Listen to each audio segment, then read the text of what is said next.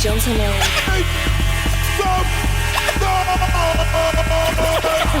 Podcasting since 2005. You were listening to Gamer Tag Radio with your hosts Godfrey, Pete Rock, Paris, Pasta. I run this club.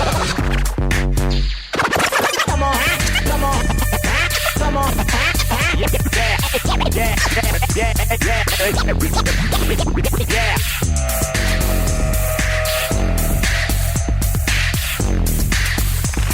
Welcome to Gamer Tag Radio, episode 517. This is your host, Danny, a.k.a. Godfrey. Paulson J is going to be joining me for this week's episode. We have a huge show, and it's all about Rise of the Tomb Raider. All right, so we have the creative director of the game, full interview, took about 20 minutes or so, and a 30-minute review about the game. No spoilers. It's great. We had a great conversation about it, and I think you guys are gonna like this. All right, so head over to gamertagradio.com, post your comments and feedback, or you could also visit play.it, listen to our past episodes, and make sure to subscribe, iTunes, TuneIn Radio, Stitcher, Spotify, and share it with your friends. We need your support. And if you ever got the chance, please review us too on iTunes. Also, give us a call, 786-273-7GTR. That's 786-273-7GTR. Or email us at fanmail@gamertagradio.com.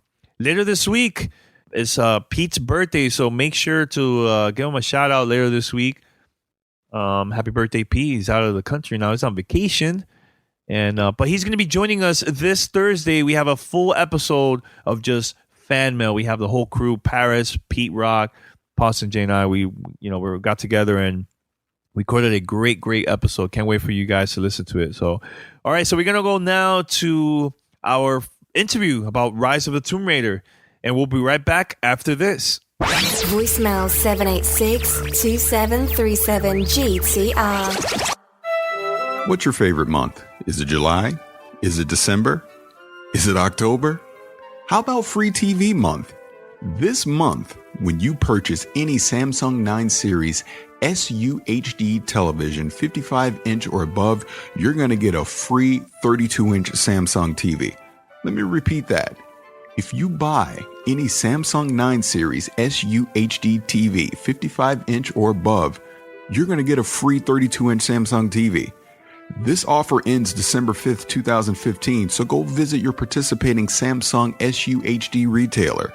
The Samsung 9 Series SUHD television is the best way to view 4K, and you guys know I love me some 4K, and is the best television Samsung has to offer. Check out these features.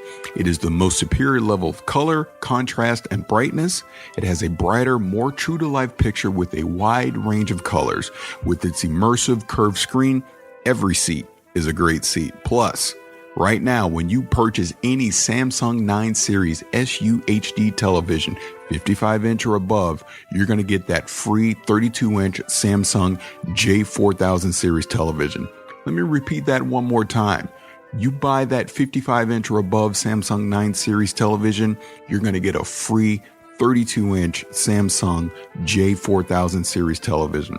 While supplies last, for free 32-inch model and any additional restrictions and limitations, see participating retailers or visit Samsung.com/free TV. Again, that is Samsung.com/free TV.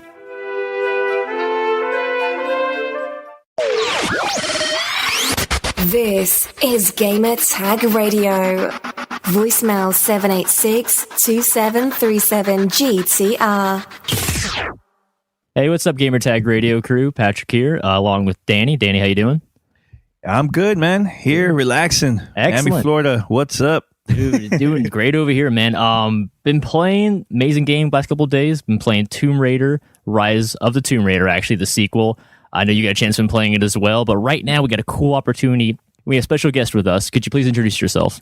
Yeah. Hey, this is Noah Hughes, creative director for Rise of the Tomb Raider here at Crystal Dynamics. Thank you so much, Noah, for being on the show. If you had a successful lead up to the launch right now, everything going really good? Yeah, it's exciting. I mean, we went gold and had the opportunity to have a a nice long rest and take a few deep breaths. But with the launch coming up, I think everybody's super excited to get the game in everybody's hands, and so yeah, we're really excited, and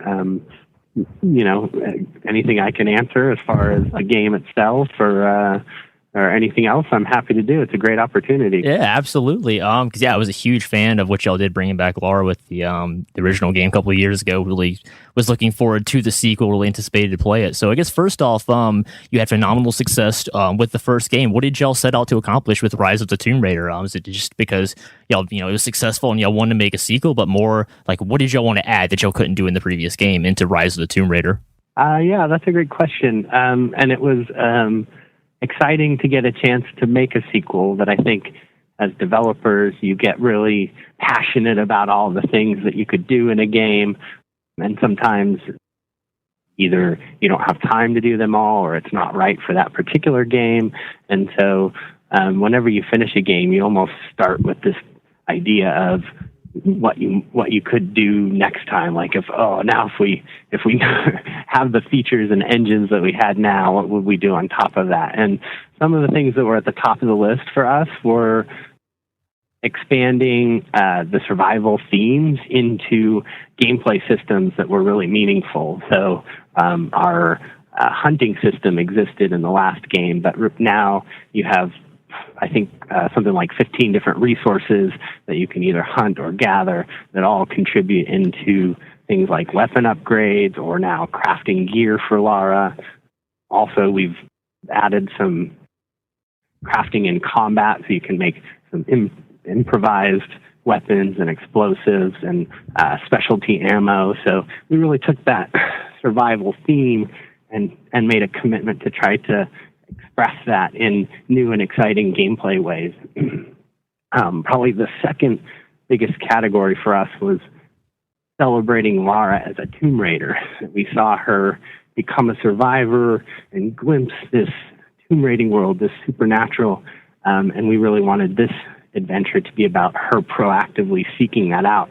And now her survival skills were the keys with which she would unlock these ancient lost secrets of the world. So we did things like add the language system. We added more, bigger challenge tombs. We really tried to tell a story about Lara's sort of evolving relationship with these ancient secrets and her destiny as it relates to that. So that idea of really, celebrating the classic flavors of tomb raiding and discovery and ancient secrets was another big goal that we came into this one. And that was more driven by sort of where Lara was as a character and what she had to do next. See, one of the things that I like about this game that I'm happy that you guys didn't add no multiplayer because I really, really loved the campaign from the last one.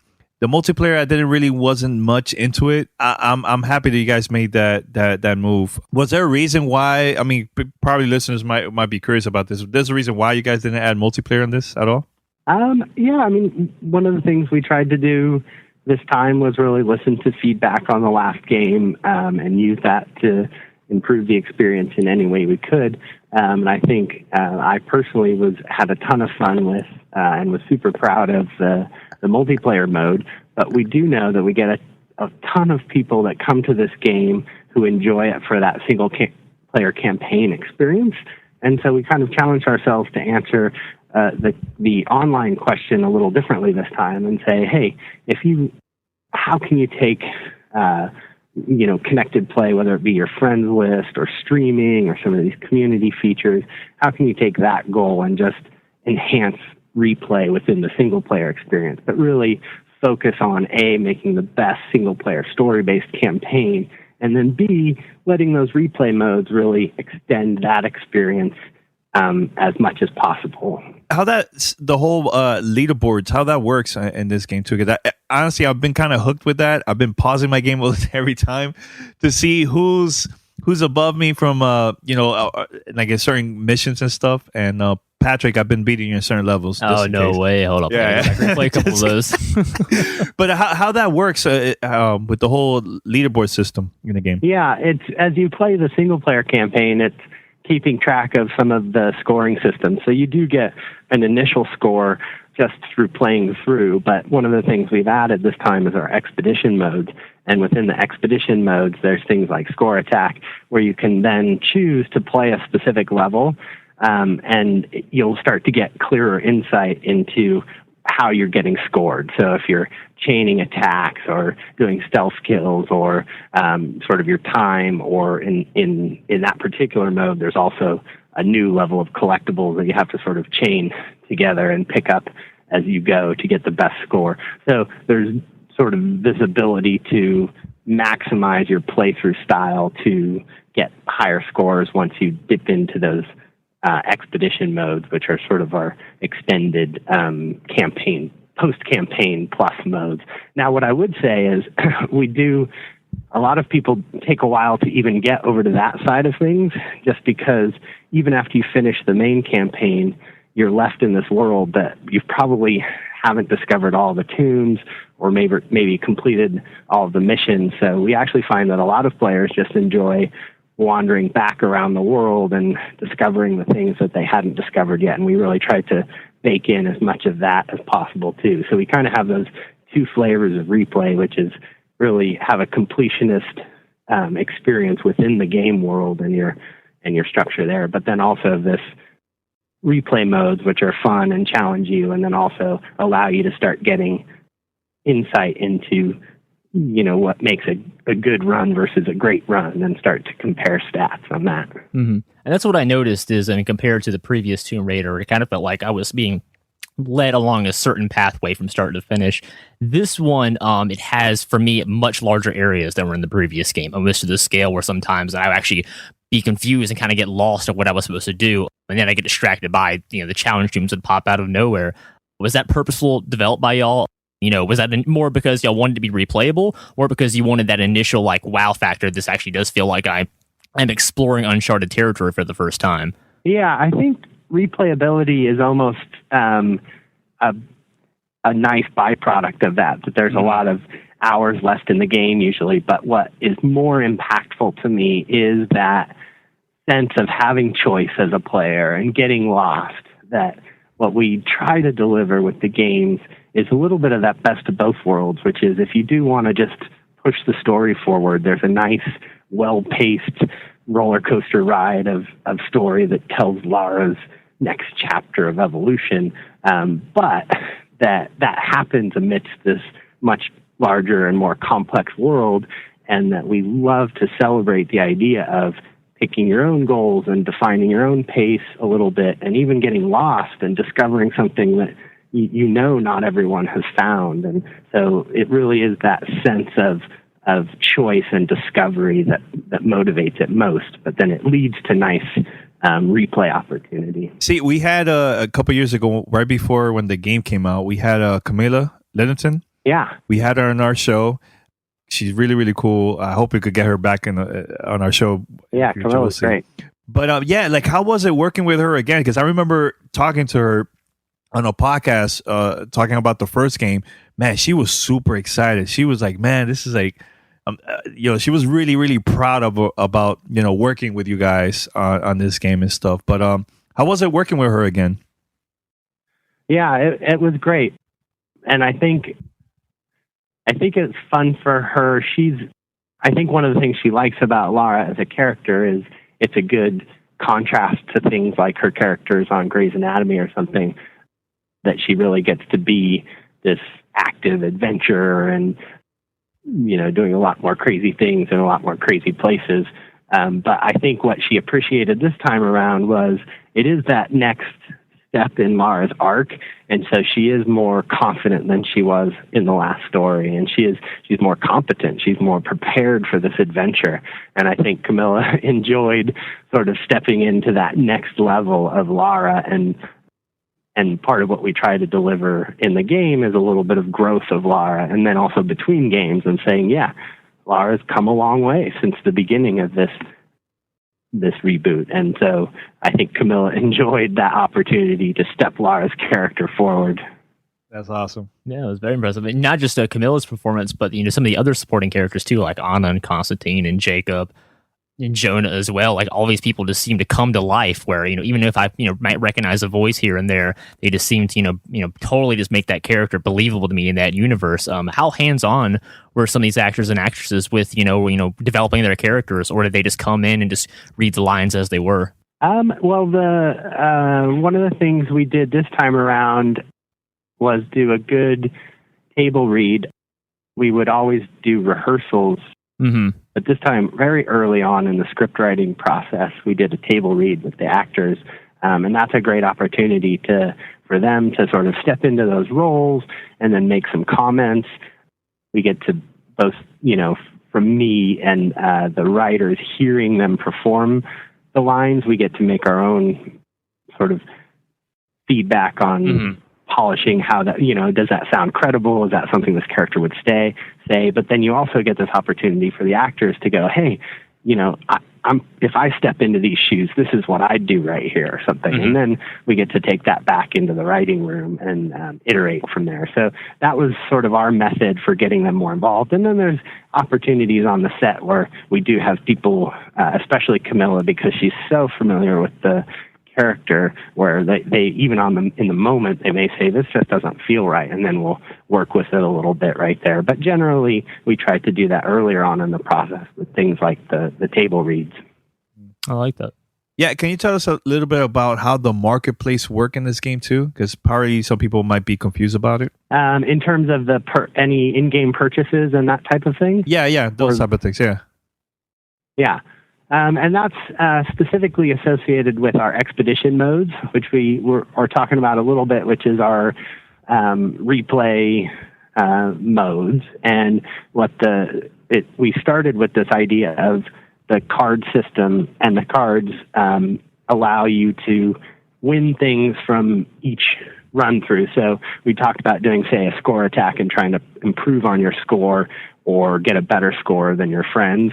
That one of the things you earn as you do that is cards that then allow you to modify these modes. So in the case of score attack, for example, you can do difficulty modifiers, which make it harder for you and add score multipliers, or you can do some just fun modifiers like big heads or something, which doesn't have much effect except easier headshots. It basically allows, and part of that is just knowing that part of replay is just keeping it fresh a little bit. So we had this vision for the cards as a way to make replay rewarding and then feedback into it to make it fresh and different. And then also allow you to make, not just compete at the one version of that level, that you can actually now put these cards together into some kind of crazy challenges, and then you can compete with each other on something more specific and more unique. So that was our vision. And then we allow you to basically buy card packs. And then beyond that, we have our downloadable content. So we have a mode called Endurance Mode, which is very much a survival. It almost takes all the mechanics of the game and makes a hardcore survival replay mode where it takes everything you can to even just survive in the wilderness. But your goal is still to find artifacts and things like that. So you're still tomb raiding, but we really create this fun, hardcore survival mode.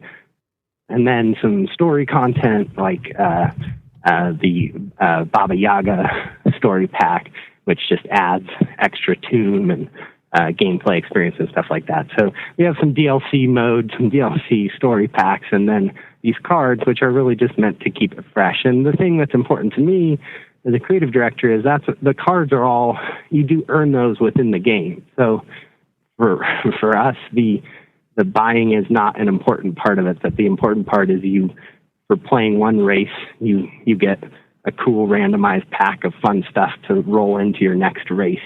Having said that, if people enjoy the cards, they can purchase more or something, but it's not really part of winning the single player experience, and it's not required to enjoy the replay experience either. Mm-hmm. That's good. That's great. Good. And that is separate from the campaign mode. You can't use any of the cards you described. Yeah, they don't go in. Yeah, they don't. You'll actually, it goes the other way though, which is doing challenges and stuff like that in the campaign does give you credits occasionally or special packs, and that does feed into the other direction. But no, you can't sort of pay to advance in the single player campaign in any way. That's all blood, sweat, and tears. Oh yeah, trust me, I'm playing on Season 8 right now, looking forward to that second Survivor playthrough. I'm already dreading some of these sequences going a second time through, but I like that you'll have the different difficulty options and it varies, and I like that you get bonus XP if you're playing on the harder settings as well. That's a nice little touch. Yeah, I think it's still maybe not as hardcore as our most hardcore audience's taste, but it was important to us that part of replay is keeping it fresh, like I said, with the cards, but part of it is keeping it challenging. So we did try to at least up the ante a little bit with some of our modes, including the difficulty level, and then, like I said, in the expedition space, kind of things like the endurance mode. So definitely hope there's a chance to challenge your survival and tomb raiding metal a little bit this time out. I guess, the biggest question is, where do we go from here? Is this something that you're going to keep supporting post the season pass, or are you already kind of thinking about, Tomb Raider 3 at this point? What's the future look like? What do you want to do with Lara Croft? Or you want to take a break and, do something different for a while? Yeah, I mean, I think we're excited we're always antsy to hear what our audience and the fans think. But we're pretty proud of this version, and we hope it gives us a chance to make another chapter for Lara. Excellent. But between now and then, we did build extensibility into those online systems, but it's it's sort of dependent on interest from the players. So if we want more outfits or more cards or more story packs, that's something that we can look at down the road, and the game supports it. And it's really just sort of, figuring out what the fans want out of a post-launch Tomb Raider experience. Excellent. Well, the more tombs, the better, in my opinion. I just can't get enough of it. Yeah. It's totally slowed down my story progress. But again, that's why I love Lara Croft. She was born as an explorer. I'm glad that you'll have incorporated a lot more of those older game elements into this new Rise of the Tomb Raider. Where, because maybe the last one got a little bit of too much criticism for being almost too much of an action game compared to the exploration part. But I feel the Rise of the Tomb Raider is a much better balance between the two. Of it, both ends are just as fun. And I like also there isn't an imaginary plot force pushing you forward. It's like, you can stop, you can take your time, you can take it all in. You're not always pushed to go into the next story portion. So I appreciated that aspect as now, well, as someone like me who likes to explore and find all the cool stuff before I want to continue the plot along. Yeah, and that's great to hear, because that's a lot based on feedback and, some of our own aspirations coming into it, but also just hearing what people want and saying, let's get a more self-driven world full of exploration and discovery. And, that combat's always had a place in the game, but let's make sure we're really delivering on those tombs and that sense of discovery and exploration. And I would say that if for those of you mentioned sort of more tombs, that if for those of people that are looking for that, the Baba Yaga in terms of our post-launch content is the one to look at. That some of the other modes are super fun if you like our gameplay systems, but if you want some good story content and some good extra puzzles and tomb stuff, then Baba Yaga is the one to look at. Well, Noah, thank you so much for coming on the show. I had a blast talking with you. I look forward to playing through this game probably at least a couple more times because, again, that Survivor difficulty, the Expeditions mode, it seems like there's a lot of replay value added on to this Rise of the Tomb Raider experience. So I'm having a blast playing it. I'm looking forward to playing it for the rest of the holidays. But Noah, thank you again so much for coming on the show. I wish you with the launch of the game and the post-launch support as well, because you certainly have earned my admiration, because I love any Lara Croft adventure, and y'all seems like y'all really hit it out of the park this time with Rise of the Tomb Raider. So again, thanks again for coming on the show. Thanks a lot, man. Appreciate it. I'll share with Crystal. Everyone at the studio here is really excited about the launch, so thanks for the chance to come on and talk about it. Thanks, man. Appreciate it. Voicemail 786-2737-GTR. There's still plenty of football to be played this season, but it already feels like the playoffs at DraftKings.com, where millionaires are being crowned all season long. DraftKings is fantasy football on demand. With so much money up for grabs, every game is the big game and every play matters. Renew old rivalries or create new ones by playing head-to-head with friends, coworkers, and fantasy players across the nation. This isn't fantasy as usual. This is DraftKings. Welcome to the big time. Like we've been saying all season, folks, why be stuck in a season-long fantasy football league draft when you can play every week at DraftKings.com? Pick your players, set up your matchups, and cash in. Look, people were talking about Tom Brady early in the season. Now people are talking about Devontae Freeman. I mean, there's always going to be that gem that you can find. If you can find them at a low price, you can be a winner at DraftKings. So hurry to DraftKings.com now and turn your love of football into a life-changing payday. Use our promo code GamerTag and play for free with your first deposit in Sunday's $1 million fantasy football contest. First place takes home $100,000. Enter that promo code GamerTag for a free entry now, only at DraftKings.com. That is DraftKings.com. Voicemail 786-2737-GTR. All right, so we're back here, Gamertag Radio. And yes, we're finally going to be reviewing Rise of the Tomb Raider with Poston J. Poston, what's up? What's up, man? Quite the experience, wasn't it? One of my, we got to say, one of my upper experiences in terms of action adventure games. Well-rounded on all sides. Let's dive into this. Rise of the Tomb Raider. I know me and you were both big fans of the previous one. It seems that they took pretty much all of the feedback that I might have had of gripes about the first one and maybe it being too much of an action of a shooting game. And what they added in this new one now in terms of these larger open environments, this real sense that I do feel like I am exploring. So for me, this was great because, since I grew up playing the Tomb Raider games when I was a kid, but they were also so difficult back then, back when you were just lost in a cave and it just told you, just figure it out. I felt throwbacks to that style of gameplay where, everything wasn't designed just to hold my hand and lead me through a pathway. While that stuff is in the game, I appreciate that, it tells you where to go if you get lost with a simple button press, but that's optional. So if you want to be fully involved in the world and you just want to dive right in there and just be, everything just it comes naturally to you. That's what I enjoy about the game, is it just feels like a very organic experience, and never am I questioning, this feels too much like a video game level right here. The whole time I felt like I was in control of Lara Croft, and it just did a really damn good job, I gotta say, just making me feel attached to the character.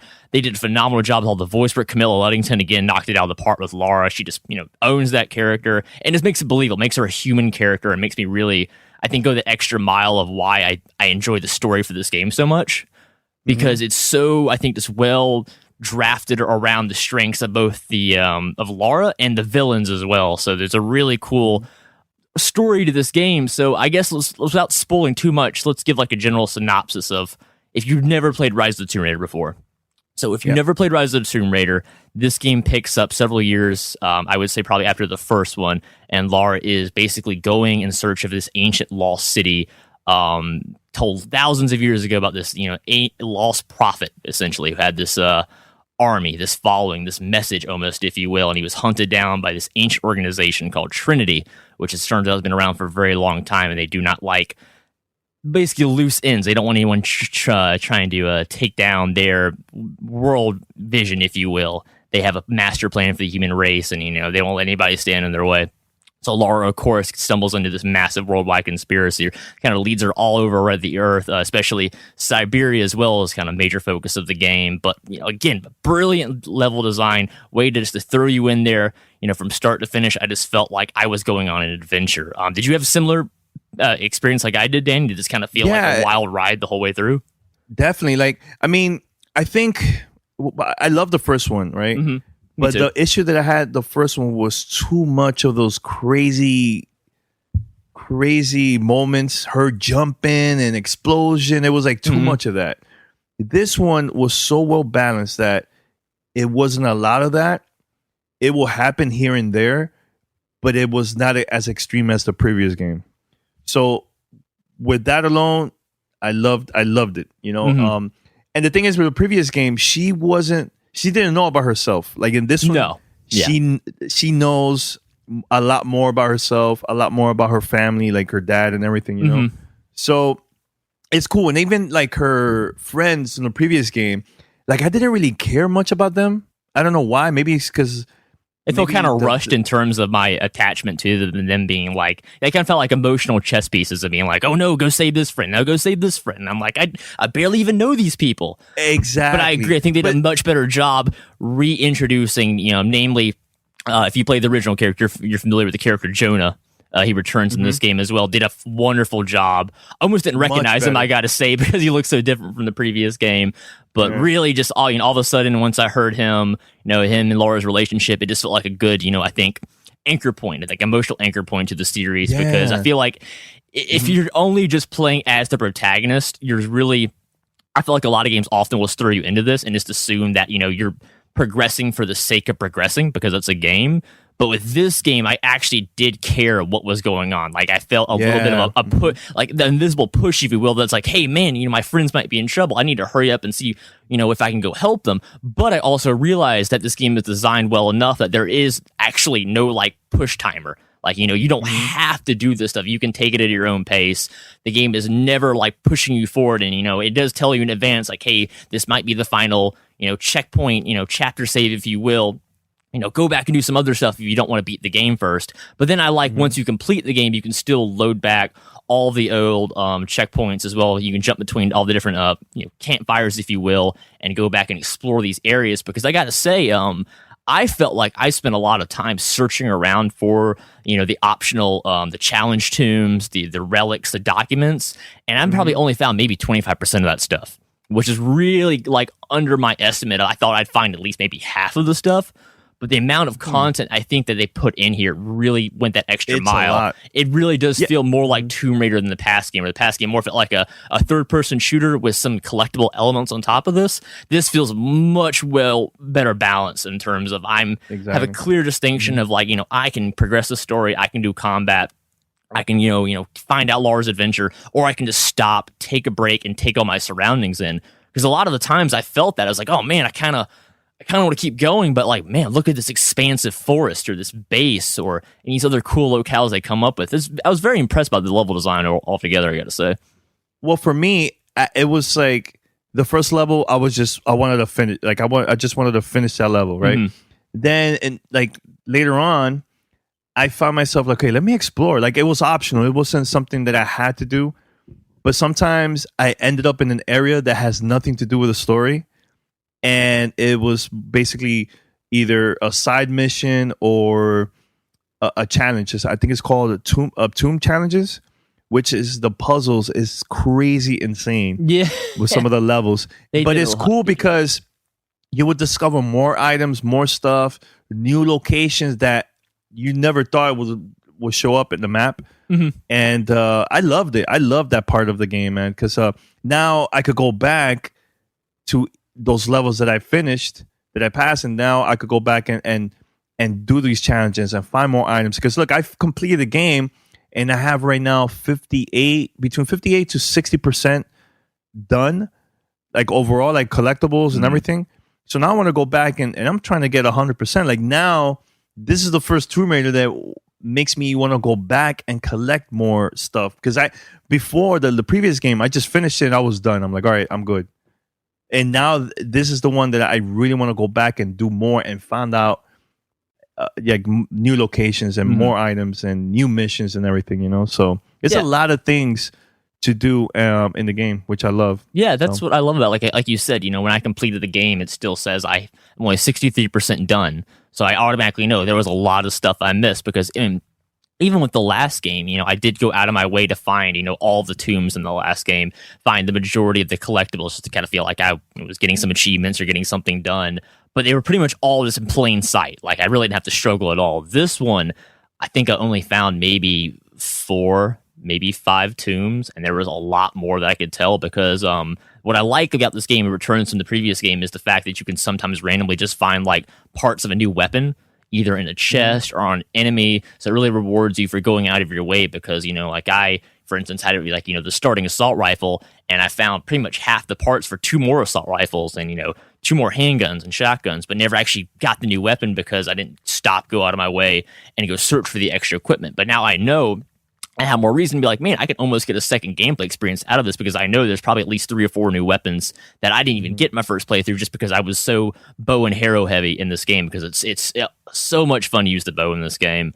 They did a great job, I think, with the alternate fires. You have like a poison gas grenade you can use with your bow. It just seems a little overpowered in my opinion, like Splinter Cell style. Like kill them with the big old green fog. You had explosive arrows, incendiary arrows. I mean, they really just I think did a great job of making you feel powerful, but also not feeling like you're limited because like you didn't go out of your way to find that stuff. So even though like I didn't find all the cool firearms, I didn't upgrade them. I upgraded my bow all the way. So like by the end, I did feel like a Tomb Raider. I felt like a badass. So I think they definitely accomplished the mission of like, man, okay, this is great. This is the feeling of being Lara Croft. And I gotta say, I mean, like I really can't get too much of the story away because I think it's kind of a gem, and it kind of surprised me. I gotta say with where the plot went. Didn't expect some of the twists and turns that were in there, and by the end, I was like, "Oh wow!" I mean, this is kind of setting up for this whole new Lara Croft universe. I mean, I'm so ready to continue my adventures with Lara because they've made it clear. I mean, I think they did it right. Like getting Camilla as Lara, building this world, making this style of game. It just all felt like this was meant to be. Like Lara Croft finally got like the respect and admiration she always deserved, but pretty much only got back in the day because there weren't any other games like that. And now that there are things like Uncharted and other competitors out there in the world, I think that really had pushed them to go that extra mile to really deliver, I think, an exceptionally good Tomb Raider experience that really, I just think like you would just have to hate this style of game entirely not to be attracted to this because it looks good. The sound is fantastic. I mean, I had headphones on 7.1 the whole time. I was completely soundtrack is amazing. Oh, the soundtrack is beautiful. I'm definitely gonna probably pick up a copy up at some point.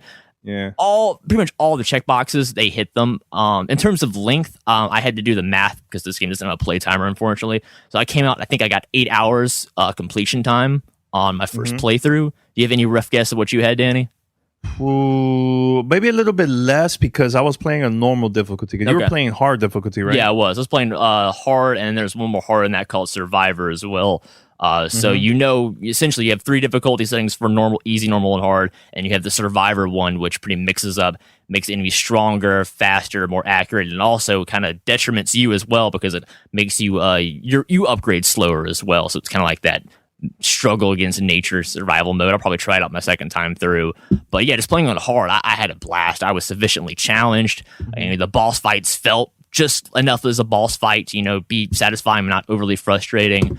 I just think they did a good job with the pacing because at no point was I really bored because it hit all the right points going up the roller coaster hill and then coming back down and hitting all the crescendos and the conflict resolution. I was very impressed with how they set the whole story up to be a self-contained, essentially like film that you got to live at your own pace, and I'm very impressed by the whole experience. Voicemail 786-2737-GTR. Socks. That's right, socks. Anyone that knows me or follows me on social media knows I have a thing for socks. And I have to tell you guys about Mack Weldon. These guys were dope enough to send me a few pairs, and I have to say, they're the most comfortable things in the history of hosiery.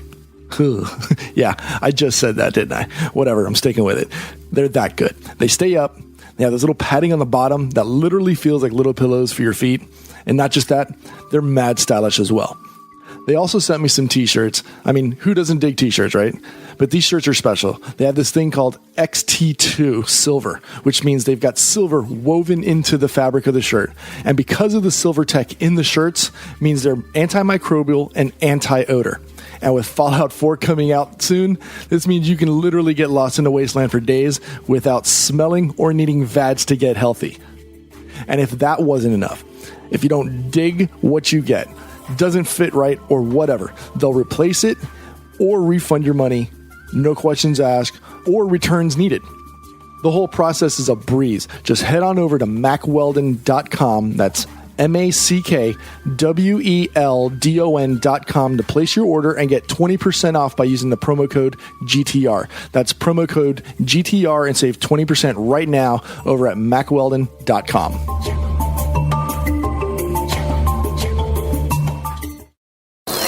Voicemail 786-2737-GTR.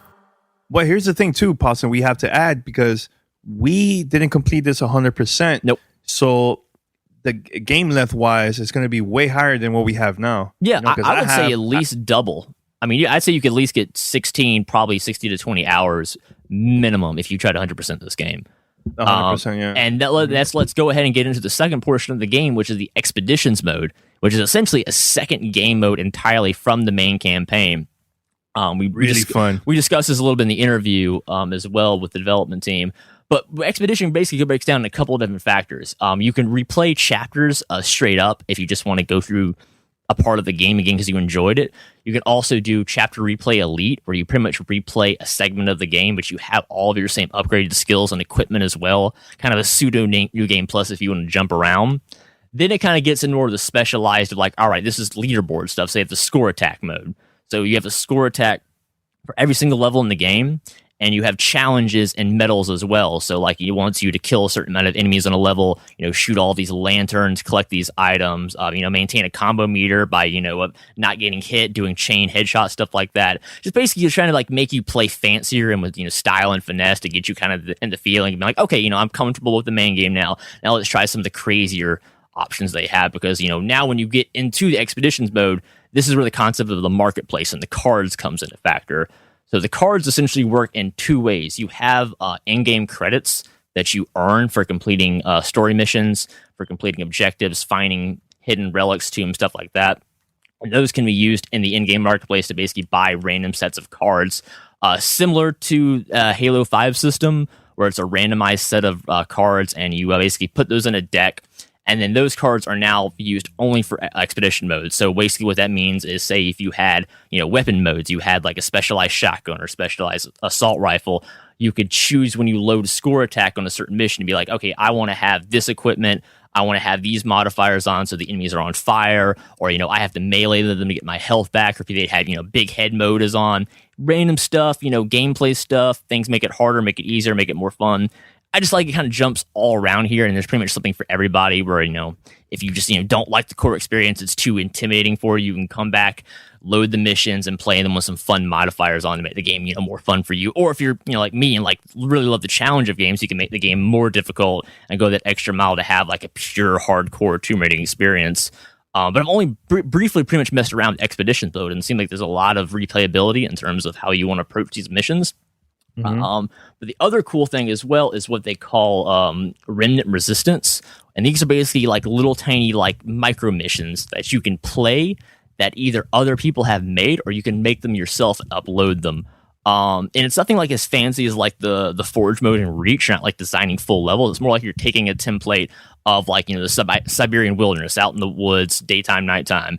And then you're spawning in, we want you to assassinate enemy leaders, or you have to collect certain objectives without being seen. Just basically, or kill like kill a bear. Yeah, kill a bear, like skin that. the bear. It can be any kinds of objectives, kind of jumping around, kind of depending on who made the mission, what kind of rewards they wanted to win. Because the harder it is, the more rewards you get. The easier you make it, it kind of takes away a little bit of the stuff you'd earn. So it balances it out.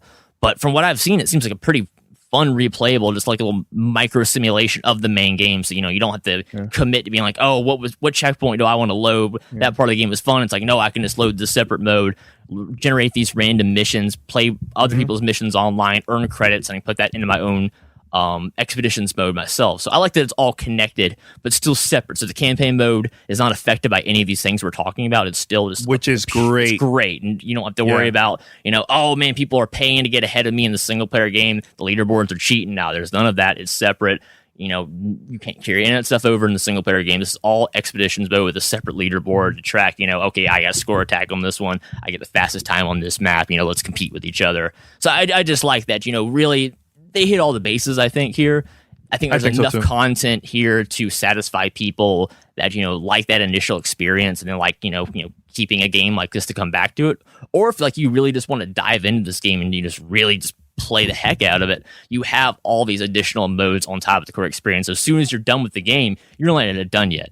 So you probably played only 50 to 60% of the game, and now you have probably double your play time remaining, depending on how you want to go back through the main missions or hop back into expeditions mode. And I kind of look forward to seeing, the creativity of the fan base out there of what they can come up with, because really the only missions available right now are made by some of our, peers, like, Official Xbox Magazine, other people like that, only ones that pretty much made maps. So there's only a handful. I've tried a couple of them. Those are the ones I tried? Yeah. Okay. I've beat about two of them. So yeah, they're okay. Like, as people will hear this, the actual game will be out and you'll have a lot more content out there than we had access to as, press releases. But I'm just looking forward to more cool content in this style. And I could see myself maybe even interested in the season pass we talked about in the interview as well, because, I could definitely see myself getting more into this universe, because if they're going to take it seriously and they've crafted this cool world, this cool gameplay engine, and if they're going to give me like more of the Tomb rating on top of that, I'm pretty okay with that, honestly, because I got my fill of the shooting in this game, but please give me more of the exploration. I love the platforming in this game. We barely even touched about that. It's really, really good. Really at no point did I ever get mad because the game's killed me. It was always my fault. So some sequences where you have to run, jump, get out of the way of stuff, it's very intense because oh man, this jumping is good. This is on point, so this is all on me. It's not scripted. If I mess up, it's my fault. I have to get better at the game. So some of those sequences where you have to save your life from falling or, press X to catch yourself, I was sweating and oh man, I almost got her killed. And then of course, if you do die, they have these horrible death sequences for Lara to make you feel super bad. Oh no, Lara, I'm so sorry. Yeah. You fell down that cliff and made that awful sound when you hit the ground, or those spikes hit you. But I just love that it's very well designed. Here's another part that I really like about the game, and I'm becoming addicted to this. Yeah. Because every time I've been playing the campaign, I will press start and I want to see, there's a little on the side, there's a little leaderboard that shows the top 4, top 5 of your friends that also been playing that level, and you get to see their scores. Or what you could do too is go to the main menu, go to the leaderboards, highlight, go to where it says your friends, you filter it. And let's see, I see Pawson, he's in first, I'm in second, right? At a certain level. I could press view details and it'll tell me the difficulty he played, how long it took him, how many deaths, everything. And I could also pick what he chose, difficulties, and I could press A and play the same exact thing that he did to see if I could beat his score. Which is awesome. I like that a lot. I've been trying that out. Yeah, I've been trying that out too. So that's something that I didn't know it was there, that feature. But it's cool. It's cool. I like it, man. Really, really cool. It is nice. You literally introduced me to that just now. I'm like, oh wow, that is a pretty cool concept. But having the simple leaderboards when you just are paused in the menu and just scrolls through to be like, hey, that last mission you did this well. Danny did this well. Here's what other friends did. I'm like, yeah, that's pretty cool. Because as soon as someone beats my score, I'm pretty obligated to be like, okay, I got to hop back in and get back on top of the leaderboard now. But yeah, really, because I only got you and 2 other people played this game so far, so I can't wait to see what some of the fans think about it and how they score in the game. But yeah, I like little touches like this. If when you have a single player only game, you dedicated all your resources to making a fun single player experience. Just build cool mechanics around that to make you feel better about it. Some things as simple as leaderboards or this idea of collectible cards that you can use. I don't know. I'm just very impressed by this experience overall. I guess the only thing I would have to be negative about is I kind of wish, I'm sorry, 360 owners, I wish this wasn't made for 360 because I feel like it took a hit graphically because they had to have parity between the systems. Obviously, Xbox One version looks superior to 360, but I can also see this game could look better. Let's be honest. Because if you're going up against PlayStation's Uncharted 4, which we know is going to look amazing, I feel like this game probably could have gone that extra mile graphically. But again, that's to the detriment of last gen owners. And I apologize anyone listening to the show looking forward to get on 360. More power to you, but I'm a next gen kind of guy. So I just feel like this is a big title for Microsoft for the holiday season. This is one of their big titles along with things like Halo 5 and Forza. I just think it could have looked better. But the nice thing is it runs well. And I think, honestly, that's all that really matters from a gameplay perspective is the game runs very, very well. And the facial animations on the characters look fantastic. It's just some of the background stuff. Could use more anti-aliasing. Could probably use some smoother frame rates here and there. But that's minor issues. Again, I didn't really have a single technical glitch, bug, hard freeze, really no one of the bad stuff you sometimes hear about. I do have one. Oh, did you have one? Okay, what was your experience? I have one.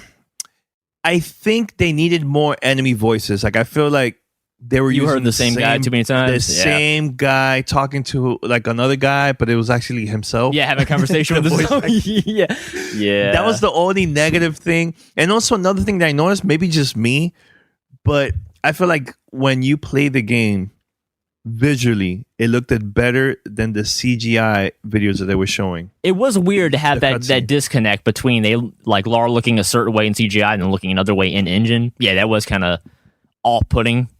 But I feel like it's very minor. It's very minor gripe. Yeah. Again, that's just very minor picking. But yeah, okay. But I'm glad to hear that you didn't have any like hard freezes or anything like sometimes. We have with games that aren't quite out yet. But yeah, I'm very impressed. Been smooth. Yeah, and I like I said during the interview, I'm happy that they didn't add no multiplayer. Yeah, that just would have slowed down development time. I feel that there's certain games, yes, deserves to have multiplayer, but games like Uncharted, Tomb Raider, I think those games are special because those games are about the campaign, not about the multiplayer. Like Halo, you need multiplayer. Yes. So in a way, I'm so happy that they didn't add that for this game, Uncharted for Tomb Raider. Yeah, because the campaign, the story, everything is just good, man. I really like it. Like honestly, I thought it was gonna be kind of like the same as like the last game, but once you start playing it and you get further and further in the game, and then at the end when you complete everything, like I felt okay, this game is actually so good. Like it's so well done. Everything is great, man, and I hope people give it a chance, man. I know there's a lot of titles coming out, between Halo 5, Fallout 4, Call of Duty, heavy games that I feel that maybe some people might put this game on the side and ignore it. But here's a good thing: Microsoft been promoting this game a lot more than the previous game because the last game didn't have no big marketing at all, like this one. And I've been seeing TV ads and everything. So I hope it sells, man. I know there's a crowd out there that loves Tomb Raider. So, support it. If you really, really like this game, support it, man. Yeah, and tell your friends. It's really good. Because I really think this is probably the best introduction to Lara Croft at this point. I think I still would recommend the previous game because I like the game's plot. But I'm a little biased because I like the culture represented in the first game. I won't spoil it. Like I won't spoil what's going on in this game because again, these games are all about the story. You want to play them, experience firsthand. Yeah. But I am still a big fan of the setting of the first game and this game as well. I just think that Rise of the Tomb Raider did a much better job of just getting everything out there, not making you feel like you're having to struggle to figure out what to do or not feeling like you're having your hand held constantly to be like narrow pathway, go here, kill this people, move on, rinse and repeat. All of it, I think, is very well layered under basically the game is well designed from top to bottom, so it has all the good gameplay you would expect from a third-person shooter like this. Things like again, the simple oversights you don't notice, but things like Lara automatically adjusting her height based on enemies, so she'll automatically crouch down and go into sneak mode, just being near enemies. Automatically gets next to cover when you're next to it. Just little things like that to make it feel more organic, more like you're controlling a person and not just like just playing a game. You actually feel empathy for Lara. You don't want to get her hurt.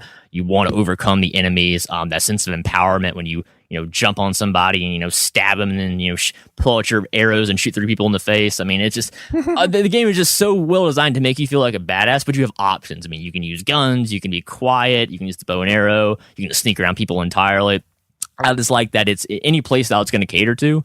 All the difficulty settings you have give you a lot of options of how you want to experience it. So really, I think this game is worth a shot for anybody with an Xbox One right now. And if you have a 360 as well, I mean, if you enjoyed the previous game, go ahead and check this out too, because I wouldn't say it's more of the same. I say it's an improvement of the formula. Like they figured out like this is how we separate Lara Croft from Nathan Drake at this point. I feel like this game was the clear division of what those two games do differently and why I enjoyed Tomb Raider so much. And I love Uncharted. I'm looking for an Uncharted 4 greatly. But I love Tomb Raider. I love that it's back and that it has its own thing, because really I think it stands alone because there really aren't that many cool female protagonists in games. Let me tell you, she's a badass, man. She is a badass, straight up. Oh my god! And it's so perfect. It wasn't. You know how it is with the gaming industry, like putting these gaming characters all sexy and all this stuff. Yeah, I didn't get this vibe at all. No, they never. That's what I love. They never sexualize her in this game at all. The closest they came was that first part when you kill your first man in the first one. That's the closest they ever walked that line, and then it was always like essentially gender neutral, because it doesn't matter she's a woman. She can physically do all the same things a man could do, and sometimes more, because she's Lara bleeping Croft. I mean, they make a big point of like her bloodline means a lot because the Crofts have been doing some cool stuff for a long time, and now that mantle of responsibility is passed to her from her father. And again, I don't want to spoil the game's plot, but they do a wonderful job getting into Lara's backstory and just making it feel like this is just an organic, living, breathing world. And by the end, you're like, man, I want to know more about Lara Croft's world. I want to know more about this mysterious organization, Trinity. You know, what else is out there? All these little things that add up make you go, wow. I mean, this is kind of why I play video games, is like these really well-designed narrative experiences, but also have really good gameplay on top of it. Because a lot of games, I feel like you're getting one or the other, but this game really brings them both together flawlessly. And I really can't gripe this thing on anything. I do think it's very much worth picking up. If you have an Xbox One, certainly. If you have a 360, I would definitely look into it. But yeah, I mean, Rise of the Tomb Raider, I think, is definitely worth your time. I hope it does not get drowned out by, like you said, the Fallouts and Star Wars Battlefronts and all those out there coming out this month in November, because this game's worth your time. Absolutely. Yeah, I agree. I hope it does not get slept on. So even if you have to wait until like Black Friday for a sale to pick it up, keep an eye out for this game. I think it's worth $60 now. It's worth any less amount of money down in the future as well, because again, that's a nice thing about single player games. You can play them whenever you want. You're not being held hostage by, the multiplayer community is only going to last so long after launch. Like, no, this is a cool single player game. Whenever you want to get around to picking it up, I highly recommend it, because I think you'll have a great time. And if you aren't hooked on Tomb Raider already, I guarantee you'll be hooked on Tomb Raider when you finish this one. Because I'm all in for the future of Lara Croft at this point. Let's bring it on. All right, so we're going to wrap it up, guys. Thanks for listening to this great episode of Gamertag Radio. And, and it's all about Tomb Raider. We had the creative director of the game on our show to talk about, how was it for them to work on this game. And then our 30-minute review, which is cool, man. Spoiler-free, right? Yeah, spoiler-free. That's how we do it. I'm super big on spoiler-free, and I want everyone to have the same experience that I did, because going into this game, not hardly knowing anything, it's a blast. That's why I love single-player campaign games. It's just basically you and your own personal book that you get to live out. And, even though you're playing the same game, me and Danny can have different experiences of how we got to the same conclusion, just because you're the star of your own action movie. You just happen to be Lara Croft, and it's pretty fun to be Lara Croft, let's be honest, in this game. All right, so head over to gamertagradio.com or play.it. Post your comments, feedback, share it with your friends, subscribe, iTunes, Stitcher, Spotify, TuneIn Radio, we're everywhere. Subscribe and tell your friends. Tell everybody. Also, give us a call. 786-273-7GTR. That's 786-273-7GTR. Or email us, fanmail at gamertagradio.com. This Thursday, fan mail, the return of fan mail. Stay tuned with that, because it's a pretty long episode. We recorded a couple days ago, and I can't wait to release it. So, anything else, Patrick, before we wrap it up? No, man. Bring on more games, man. I love this holiday season. I live for this, because we get all the amazing AAA experience and make me go, man, this is why I'm still into video games 20 years later, because they just get better and better with every year that goes by. So again, Tomb Raider, I think one of my top games for 2015 at this point. You need to play it if you have an Xbox One. Yeah, you know what? Honestly, dude, I wasn't even thinking about that. Yeah, it wasn't in my radar until the credits roll at the point. At all. And after playing this game and actually finishing it, now it's pretty up there with my top 5, at least. Very crowded year this year. We're going to have a tough time with the end of the year show come later next month, but we'll deal with that when that happens. But for now, if you can play Rise of the Tomb Raider, I highly recommend you check it out. It might change between now and the end of the year, so stay tuned. All right, guys, until next time, we're out. See you this Thursday. Bye. You're listening to Gamer Tag Radio. Be sure to like us on Facebook. Follow us on Twitter. Thanks for listening. Tune in next week.